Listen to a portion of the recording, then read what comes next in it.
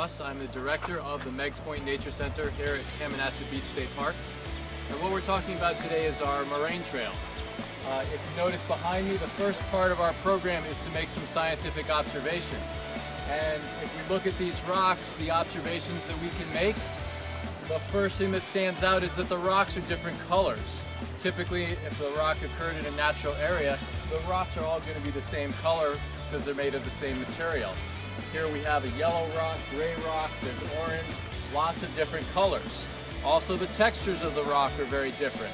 Some are very smooth, others are rough. So that tells us that the rocks that we have here, different shapes, different sizes, colors, and texture, are different types of rock. And the reason that they are different, we're going to explain at our next stop. Okay, so here we are on the top of our Moraine Trail. Typically on a clear day, you can see Long Island. It stretches all the way from the west all the way along the horizon to the east. It's a little bit hazy today, so we can't see Long Island.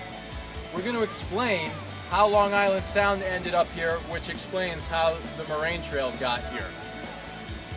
In order to do that, we have to go back over 20,000 years. Over 20,000 years ago, where we are standing right now would have been under about 1.5 miles of ice. Imagine 1.5 miles above your head. That would have been the top of the glacier. It was called the Wisconsin Glacier. At the time, the ocean was not where it is. The ocean would have been about 200 miles beyond where Long Island Sound, where Long Island is right now, and Long Island Sound would have been under that ice sheet. In the 200 miles between the edge of the glacier and the ocean would have been a forest with fantastic creatures, the mammoths, the short-nosed bears, ground sloths, and sylmodons, the saber-toothed cats, all lived in that large forest. Now, the glacier pushed further and further south until it reached where Long Island is now. At that point, it didn't advance any further south. The melting of the ice was equal to the expansion of the ice. So the leading edge of the glacier stayed in one place for a period of time. It could have been 100 years, it could have been 1,000 years. It stayed there for quite a long time. Long enough for the glacier to act like a conveyor belt. The glacier's picking up rocks, it's called plucking. As it slides across the land, it plucks large stones. Those stones are carried forward like a conveyor belt and dropped where the ice is melting, which would be where Long Island is right now.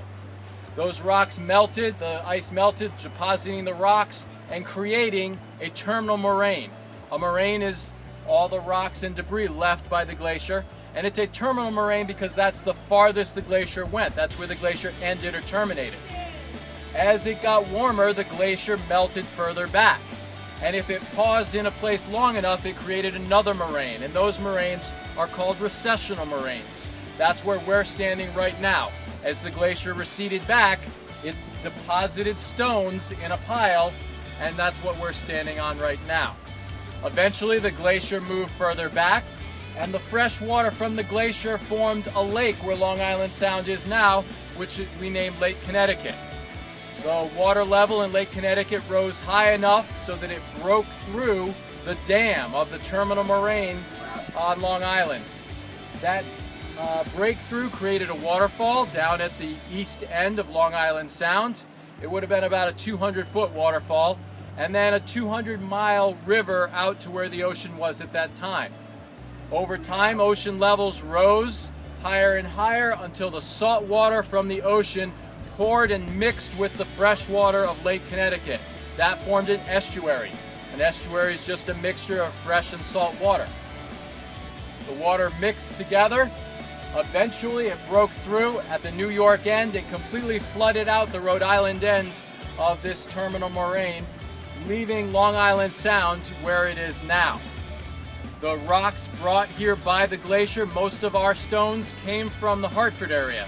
It's possible that we have some from Massachusetts, New Hampshire, Vermont, and even possible that a rock could have come from as far away as Canada.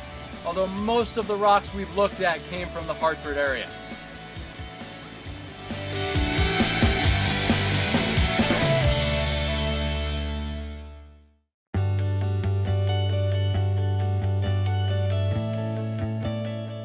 This is the last stop as we travel along our Moraine trail, and what we're looking at are two giant boulders that when dropped by the glacier were attached.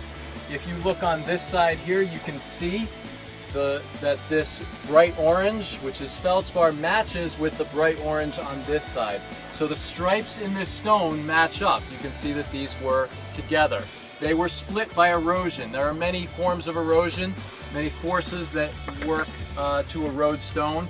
Rain, wind, even ice wedging as the ice gets into the gaps and cracks created by the wind and the rain. It freezes, expands, and that's ice wedging. It takes a long time for these stones to separate. It could have been a couple of hundred years ago that these were actually attached as one stone.